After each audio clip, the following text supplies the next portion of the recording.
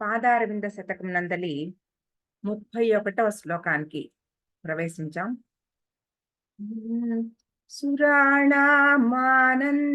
ప్రబలనతయా మండనతయా నఖేందు జ్యోత్స్నాభిర్విసృమరతమః ఖండనతయా పయోజశ్రీ ద్వేషవ్రతరతతయా త్వచ్చరణయోర్విలాసః కామాక్షి ప్రకటయతి నైసాకరదశాం. అమ్మవారి పాదముల నుండి పాదముల నఖముల అంటే గోళ్ళ కాంతుల జ్యోత్స్న అంటే వెన్నెల, ఆ వెన్నెలతో చంద్రకాంతికి ఎటువంటి సంబంధం ఉంది అనేది ఈ శ్లోకంలో చెప్తున్నారు. అమ్మవారి పాద గోళ్ళ కాంతులకి అద్భుతమైన ఆ వెలుగులు చల్లటిదనాన్ని అంటే చంద్రుడు ఇచ్చే వెన్నెల, అటువంటి ఆ జ్యోత్స్న వెన్నెలని ప్రసరింపజేస్తున్నాయి. ఆ వెన్నెల ఎలా ఉంది? చంద్రుడి వెన్నెలకి ఈ అమ్మవారి గోళ్ళ కాంతుల వెన్నెలకి ఏంటి పోలిక, ఎలా ఉంది అది చెప్తున్నారు. ప్రతిపదార్థానికి వస్తే సురాణాం దేవతల యొక్క ఆనంద ప్రబలనతయ అంటే ఆనందమును పెంచుట చేత, ప్రబలనతయ ఆనందమును పెంచుట చేత, మండనతయ అలంకారం అగుట చేత, మండనము అంటే అలంకారం, ఆ అలంకారం అగుట చేత, తర్వాత నఖేందు జ్యోత్స్నాభిహి నఖ ఇందు జ్యోత్స్నాభిహి, నఖ అంటే గోళ్ళు, ఇందు అంటే చంద్రుడు, జ్యోత్స్న అంటే వెన్నెల అంటే నఖ కాంతి, ఇక్కడ నఖేందు కాంతి అని కూడా చెప్పుకోవచ్చు, నఖ చంద్ర కాంతి, అలాగా వెన్నెలల చేత. విసృమరతమ ఖండనతయ విసృమర అంటే వ్యాపించు, తమహ చీకటి, ఖండనతయ ఆ వ్యాపించే చీకట్లని చీల్చుట చేత, ఖండించుట చేత. అంటే వెన్నెల వస్తే చీకటి పారిపోతుంది కదా, వెలుగు వచ్చేసింది కదా అది. తర్వాత ఖండనతయ అంటే రిమూవింగ్, అది అర్థం. పయోజ శ్రీ ద్వేష వ్రత రతతయ, పయోజము అంటే తామర పువ్వు, శ్రీ అంటే పయోజశ్రీ అంటే పయోజానికి ఉన్న ఐశ్వర్యం ఏమిటి, దాని వికసనము, పయోజానికి ఉన్న వికసనము.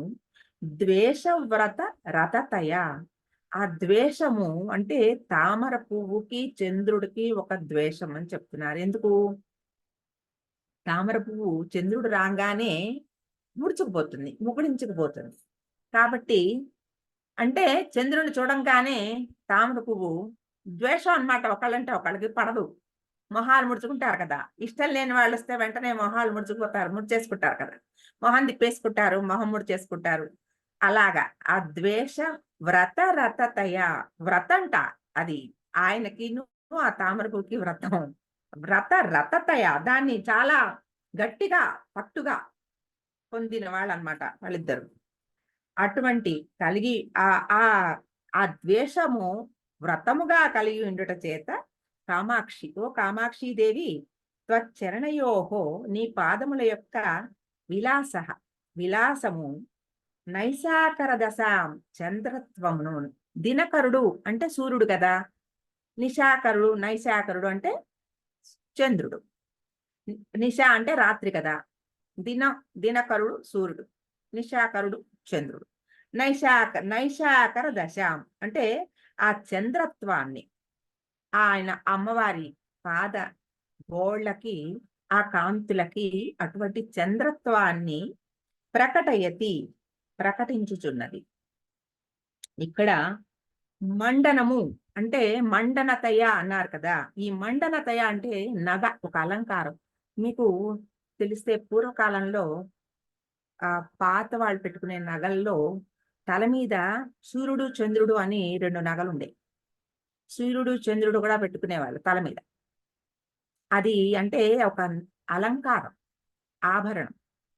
ఆ చంద్రుడిని తల మీద అలంకరించుకోవడం అనేది ఒక అలవాటు ఉంది. అదంటే ఒక శుభసూచకం అన్నమాట. చంద్రుడిని తల మీద ధరించడం. సూర్య చంద్రుడు.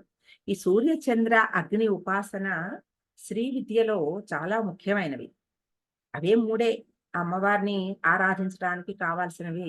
సూర్య, చంద్ర, అగ్ని. అవి మూడే కదా! అందుకని ఈ మూడిటి ఉపాసన చాలా ముఖ్యం శ్రీ విద్యలో. వీటిని ఎక్కడో అక్కడ ఈ మూడిటిని అలా ప్రసక్తి తీసుకొస్తూనే ఉంటారు. ఇప్పుడు మనం అర్థంలోకొస్తే చంద్రుడు సుధా సుధాకరుడు. ఆయన అమృతాన్ని చిలికిస్తాడు. పౌర్ణమి నాటి వెన్నెల ఇవాళ కూడా మనకి పౌర్ణమి. చంద్రుడి జ్యోతి, శరజ్యోతి, శరత్కాంతి అటువంటి ఆ వెలుగు చల్లని ధనాన్ని ఇస్తుంది కదా! అటువంటి ఆ చంద్రకాంతి అంటే సురాణం దేవతలకందరికీ కూడా చాలా ప్రీతికరమైనది. ఆ చంద్రకాంతిని అమృతం కదా అది. సుధాకరుడు అంటే ఏమిటి? సుధనిచ్చేవాడు. సుధ అంటే ఏమిటి? అమృతం. కాబట్టి ఆ చంద్రకాంతి నుంచి వెన్నెలలో అమృతాన్ని, వెన్నెల అనే అమృతాన్ని తాగడం దేవతలకందరికీ కూడా చాలా ఇష్టమైన ప్రక్రియట. కాబట్టి వాళ్ళు ఆ చంద్రకాంతిని చాలా ఇష్టంగా తీసుకుంటూ ఉంటారట. ఎంత అంటే ఒక తీర్థంలాగా మనం తీర్థం తీసుకున్నాక మనం తలకిలా పూసుకుంటాం కదా! అంటే తలకి పూసుకోవడం అంటే ఏమిటి? తీర్థం అంత శిరోధార్యము అని. ఆ తీర్థము తీసుకున్నాక ఇంకా ఏమన్నా చిన్న ఒక చుక్క బొట్టు ఉంటే ఏమన్నా కింద పడకూడదు. శిరోధార్యం తలకి తల మీద ఉండవలసిందది. అటువంటి గొప్ప విషయం ఏదైనా సరే మనం గొప్ప విషయాన్ని శిరోధార్యం అంటారు. ఎవరిదైనా మాట. అమ్మో! వాళ్ళ మాట అంటే మాకు శిరోధార్యం అంటారంటే ఏమిటి? తల శరీరంలో అన్నిటికన్నా పైన ఉన్నది కాబట్టి ఇంతకన్నా ఇంక పైనేం లేదు. ఇక్కడ మనం పెట్టుకున్నామంటే నెత్తి మీద పెట్టుకున్నామంటే చాలా గొప్ప విషయం అని. అలాగా ఈ దేవతలందరూ చంద్రకాంతిని ఇష్టం వచ్చినంత తీసుకుని ఆ అమృతాన్ని మిగతా అది తలకి పూసుకుంటారు. అంటే తల మీద పెట్టుకుంటారు. తల మీద ఆభరణంగా ధరిస్తారు అని ఇక్కడ మండనత్వము, ఆ శిరోధార్యము అనే దానికి అలంకారము అనే మాటని ఇక్కడ చెప్పారు. ఈ పోలికతో అమ్మవారికి ఎలాగా అంటే దేవతలందరికీ చంద్రుడంటే ఎంత ఇష్టమో అమ్మవారి పాదములంటే కూడా దేవతలందరికీ అంత ఇష్టంగా ఉంటారు. ఎప్పుడూ అమ్మవారి పాదాల చెంతనే ఉంటారు వాళ్ళందరూ. పాదాల దగ్గర నమస్కరిస్తూనే ఉంటారు. ఆ నమస్కరిస్తున్నప్పుడు ఆ అమ్మవారి నఖ కిరణ కాంతి, నఖ ఇందు జ్యోత్స్న వాళ్ళకి మరి తలల మీదకి అలంకారంలాగా భాసిల్లుతోందిట. వాళ్ళ తలల మీద ఆ నఖ కాంతి ఒక నగ పెట్టుకున్నంత మెరుపుగా శోభిస్తోందిట వాళ్ళ తలల మీద. అమ్మవారు తల మీద అలంకరించుకుంది చంద్రుడిని. అలాగే శివుడు తల మీద అలంకరించుకున్నాడు. అలాగా దేవతలకి ఆ కిరీటాల మీద చంద్రుణ్ణి ధరించడం అనేది ఒక అలంకార ప్రాయం అది. అంటే చంద్రుణ్ణి తల మీద అలంకారంగా పెట్టుకోవడం అంటే ఏమిటి? చంద్రుడు మనఃకారకుడు. ఆయనని శివుడు ఎందుకు తల మీద పెట్టుకున్నాడు? ఆయనకి మీద శివుడు చంద్రుడు ఏ పని చేయలేడు. ఆయనకి మనస్సు మీద చంద్రుడికి ఎటువంటి ప్రభావం లేదు. కాబట్టి ఆ చంద్రుడు తన మీద ఎటువంటి ప్రభావం చూపించలేడు. ఆ చంద్రుడిని ఆయన తల మీద పెట్టుకున్నాడు. ఎందుకంటే అట్లా చంద్రశేఖరుణ్ణి భక్తులు ధ్యానిస్తే ఆ భక్తులకి కూడా ఆ చంద్రశేఖర ధ్యానము ఆ చంద్రుడు మనస్సుని ఏ రకమైన ఇబ్బందులు పెట్టకుండా ఆ చంద్రుణ్ణి ఆయన చంద్రశేఖరుడుగా ధరించి ఉన్నాడు. అలాగే అమ్మవారు కూడా ఆవిడ తల మీద కూడా చంద్రుణ్ణి ధరించి ఉన్నది. కాబట్టి ఈ మండనత్వం ఈ ఇద్దరికి చంద్రుడికి ఆయనని ఒక నగగా అందరూ భావిస్తున్నారు. అలాగే అమ్మవారి పాద కాంతులు, గోళ్ళ కాంతులు నగలాగా ఆ దేవతలందరికీ తలల మీద ఆ వెలుగులు భాసిస్తున్నాయి. అది. తర్వాత ఆనంద ప్రబలనతయ. ఆనందాన్ని ఇనుమడింప చేయడం. అంటే చాలా ఎక్కువ చేయడం, పెంచడం. ఎంత ఆనందం ఉన్నా దాన్ని ఇంకా ఎక్కువ చేయడం. అది చంద్రుడి లక్షణం. అటువంటి ఆ లక్షణం మరి అమ్మవారి పాదాల గోళ్ళ కాంతులకుంది. ఆవిడ పాదాలు చూస్తున్న కొద్దీ చూడాలనిపించి ఆ వెలుగులు ఎంత ఆనందం ఉంటే ఇంకా ఇంకా, ఇంకా ఆనందం సరిపోదు. దానికి అది ఎంత పొందినా ఇంకా చాలు అనిపించనంత. ఇక నాకు చాలు అనే మాట ఎప్పటికీ రాదు. అటువంటి ఆనందాన్ని పెంచుతూనే ఉంటాయి అమ్మవారి పాద పద్మములు కూడా. తర్వాత విసృమరతమః ఖండనతయ. వ్యాపించే చీకట్లని ఎలాగైతే చంద్రకాంతి పోగొడుతుందో, అలాగే అమ్మవారి పాద పద్మ నఖ కాంతి మనసుల్లో ఉండే భక్తుల మనసుల్లో ఉండే అజ్ఞానం అనే అంధకారాన్ని, చీకట్లని పూర్తిగా పోగొట్టగలుగుతాయి. ఇంకా చంద్రుడి కాంతికి మనసు లోపలికి వెళ్ళగలిగిన అవకాశం లేదు. కానీ అమ్మవారి పాద పద్మ నఖ కాంతికి ఆ భక్తుడి మనస్సులోకి కూడా వెళ్ళి మనస్సులో ఉన్న చింతలని, అజ్ఞానాన్ని పోగొట్టగలిగిన ఒక శక్తిని కలిగి ఉన్నాయి. కాబట్టి ఒక పాలు ఎప్పుడు అమ్మవారి పాద కాంతులకే ఎక్కువ మార్కులు పడతాయన్నమాట మనం కంపారిజన్ చేసుకున్నా కూడా. తర్వాత పయోజ శ్రీ ద్వేష వ్రత రతతయ. ఈ పాయింట్. పయోజము అంటే తామర పువ్వు అనుకున్నాం. ఆ కమలానికి శ్రీ ద్వేషం అంటే అది వికసన లక్షణాన్ని పోగొట్టగలిగే ఆ శక్తి చంద్రుడికి ఉంది. అలాగా మరి ఈ పాయింట్ మరి అమ్మవారి పాదములకి ఎలా చెప్తాము? అమ్మవారి యొక్క పాద పద్మములను చూస్తే ఏ కమలములు ముడుచుకుంటాయి? ఏ కమలములు ముడుచుకుంటాయి అంటే మనం ఆర్య శతకంలో 25వ శ్లోకంలో చదువుకున్న సంస్కృత కాంచీది ఇక్కడ అందులో ఆ శ్లోకంలో చెప్పారు. అలాంటి మాట ఇక్కడ కూడా. అయితే కమలముల దౌర్భాగ్యం వలన చంద్రోదయమైంది అని అందులో చెప్పారు. ఇక్కడ మనం ఎలా అర్థం చేసుకోవాలి? అమ్మవారి పాద కాంతులకి కమలములు ఏ కమలములు ముడుచుకుంటాయి?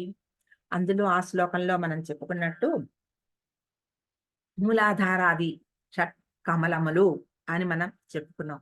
ఒక సాధకుడిలో ఉండే మూలాధారాది షట్కమలములు సహస్రార కమలము. ఈ సహస్రార కమలం అంటే ఇక్కడ ఈ సహస్రార కమలంలో ఉండేది వెలుగు అదే చంద్రమండలం. సహస్రార కమలంలో ఉండే వెలిగే చంద్రమండలం. దాన్నే చిచ్చంద్రమండలం అని కూడా అంటారు. చిచ్చంద్రమండలం. ఆ చిచ్చంద్రమండలము ఎప్పుడైతే ఆ చిచ్చంద్రమండలం వికసిస్తుందో, ఆ చిచ్చంద్రమండలం వికసింపగానే మిగతా 6 చక్రాలు ముడుచుకుంటాయట. అది ఎలాగా? అంటే ఎప్పుడైతే అమ్మవారి అనుగ్రహం కలిగిందో సాధకుడు ఆ సంవిన్మయే విలియే సారస్వత పురుషకార సామ్రాజ్ఞి. ఆవిడ అటువంటి సంవిన్మయ ఆవిడ. అటువంటి ఆ చిచ్చక్తిలో ఈ సాధకుడి ఆ చిచ్చక్తి కలిసిపోతుంది కాబట్టి అటువంటి లీనమైపోయిన ఆ సమయంలో సాధకుడికి ఈ మిగతా కమలాలు విచ్చుకుని ఉండవు. అవి ముడుచుకుని పోయి ఉన్నాయి. అంటే ఇంకా కమలాల యొక్క ఇదేమిటి జ్ఞానము, నాకు ఆ జ్ఞానము, ఈ జ్ఞానం ఒక్కొక్క చక్రాన్ని దాటుతున్న కొద్దీ ఒక్కొక్కటి మనలో పూర్తిగా పూర్తిగా వికసనం జరిగిన తర్వాత ఇంకా కింద ఈ చక్రాలతోటి పని లేదు. చిన్మండలం, చిచ్చంద్రమండలం వికసించిన అప్పుడు ఈ సాధకుడు ఆ ధ్యాన రూప ఏదైతే మనం ధ్యానం చెప్పుకుంటున్నామో ఆ ధ్యానంలో 3 కలిపి ఒకటైపోవడం. ఆ మూడిటికి కలిసి వెళ్ళిపోయినప్పుడు ఒకటైపోయినప్పుడు అప్పుడు ఈ ఈ కమలాలు మూలాధారాది కమలాలకి ఇంకా ఏ రకమైన వైశిష్ట్యం లేదు. ఇంకా అవి ఉండవలసిన అవసరం లేదు. అవి పూర్తిగా ముడుచుకుపోవడమే. ఇంక నేను అనేది మాట లేదు అందులో. పూర్తిగా సాయుధ్యం అయిపోయింది. అక్కడ ఐక్యం అయిపోయింది. ద దైవంలో విలీనం అయిపోయింది. అటువంటి ఆ శక్తి అందుకని ఈ పాద పద్మములకి పాద కాంతులకి నఖ ఇందు జ్యోత్స్న కాంతులకి సాధకుడిలో ఉండే కమలములు ముడుచుకుపోతాయి. కాబట్టి ఈ ఈ మాట పయోజశ్రీ ద్వేష వ్రతరతతయ అది ఆవిడకి వ్రతం. అంటే ప్రతి సాధకుడిని కూడా అటువంటి ఆ సాధనలో పూర్తిగా వాళ్ళు ఆ ఎదిగి అమ్మవారి యందు లీనమైపోవడం వాళ్ళకి అటువంటి శక్తిని ఇవ్వడం అనుగ్రహం ఇవ్వడం అనేది ఆవిడ యొక్క వ్రతం. కాబట్టి ఆ పయోజ శ్రీ ద్వేష వ్రత రతతయ ఈ మాట చంద్రుడికి సరిపోతుంది. అమ్మవారి నఖైంది జ్యోత్స్నకి సరిపోతుంది. కాబట్టి ఈ మాటను కూడా మనం అలా ఆ ఆ అర్థం చేసుకోవాలి. సారస్వత పురుషకార సామ్రాజ్ఞి ఆవిడ. అంటే ఏ రకమైన జ్ఞానమైనా ఆవిడ నుంచే వచ్చింది. ఆవిడలోనే లీనమైపోవడం. ఇంకా ఏ జ్ఞానము నీలో విడిగా లేదు. నీదంతా ఆవిడ నుంచి వచ్చిందే. ఆవిడలోకి లీనమైపోవడమే. ఇంకా నీ కమలాలు, నీ షట్కమలాలు ఏమి విడిగా ఉన్నాయి. కాబట్టి నీకే షట్కమలాలు అవసరము లేదు. నీకు ఏ జ్ఞానము అవసరం లేదు. అన్నీ ఆవిడవే. ఆవిడ ఇచ్చేది. ఆవిడలో లీనమైపోయి చేసుకునేది. అటువంటి ఆహ్, ఆ గొప్ప స్థితిని పొందడం అనేది ఇక్కడ సాధకుడికి చాలా ముఖ్యము. అటువంటి స్థితిని ఆవిడ కల్పించడానికి అటువంటి వ్రతాన్ని పూనిందిట ఆవిడ.